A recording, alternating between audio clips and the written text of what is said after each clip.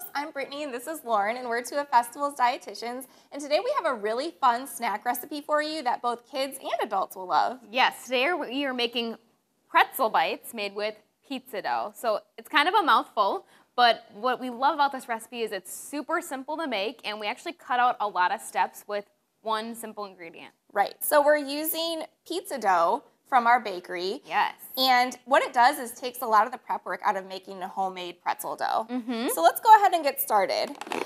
We're actually making our pretzel dough with wheat pizza dough from our bakery, which actually adds a lot of protein and fiber, so better for you than just a white pizza dough. And I'm going to roll this into thin strips, and this is the fun part where kids can really get involved. Yeah. And it's just fun for adults, too. Absolutely. Playing with dough is just, it's nostalgic. So depending on how thick or thin you roll out the dough will determine how thick or thin your bites will be.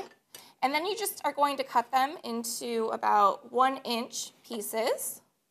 And obviously, you know, the thicker the dough is, the less pizza bites the recipe is going to yield. Right. But if you have them a little bit thinner, you're going to get more pizza bites out of it. Absolutely. So I'm just going to go ahead.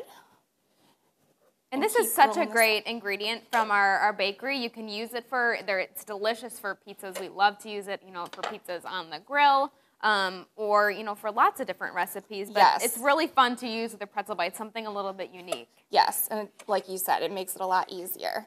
Okay, so I've kind of got some big ones over here. And what's great is, they can really be whatever shape that you want. Yes, There's really no right or wrong way Nope, to do it, absolutely. and they'll all yield some really, really tasty pretzel bites. Yes. So from here, we're going to dip our pretzel bites in some boiling water. So we've got some water going over here. And what we've done is added some baking soda to the water. Now that acts as a leavening agent. So that'll make sure that the pretzels rise really nicely in the oven. Yes, so it'll give us that really nice texture that we like, that light and fluffy, texture of Pretzels. Yes, so Yes. they're not super dense. That's what we're trying to avoid here.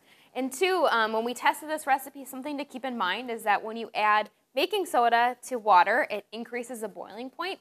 So it may take a little bit for that water to boil, but be patient because we want it to come to a nice rapid boil before we dip those pizza bites in there. Absolutely. So what we're looking for is for the pretzel bites to actually float to the surface of the water. It should take about 10 to 20 seconds. And as you can see, some of these are already floating. And from there, we're just going to pop them onto a baking sheet lined with parchment paper. And the reason why we're waiting for them to float to the top, that tells us that there are some air pockets in there, which is a good thing. That's going to help us achieve that nice texture.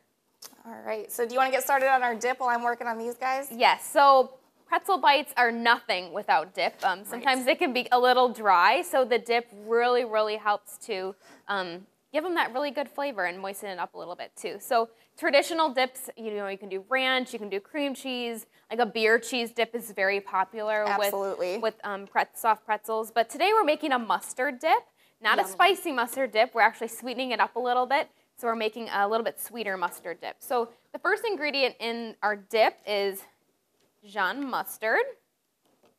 And mustard just pairs so well with pretzels. Oh, it's definitely. one of my favorites.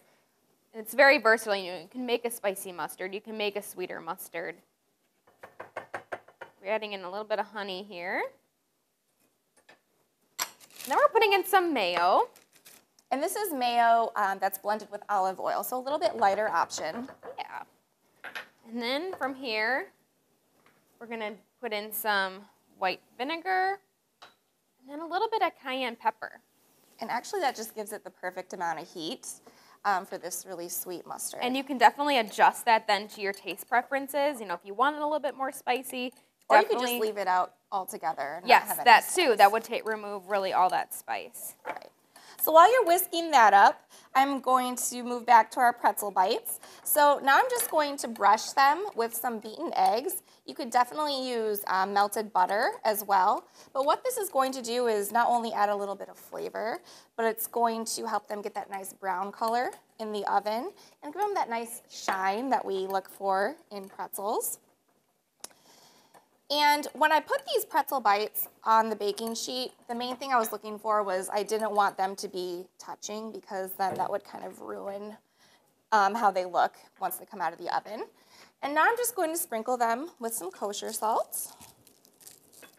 And as you're doing that, I'm just putting our mustard dip into a nice bowl for serving. Look how pretty that is. And that came together so fast, too. So there's something to be said for making your own dips. All right, these are ready to go into the oven. I'm going to pop them in at 425 for about 12 to 15 minutes.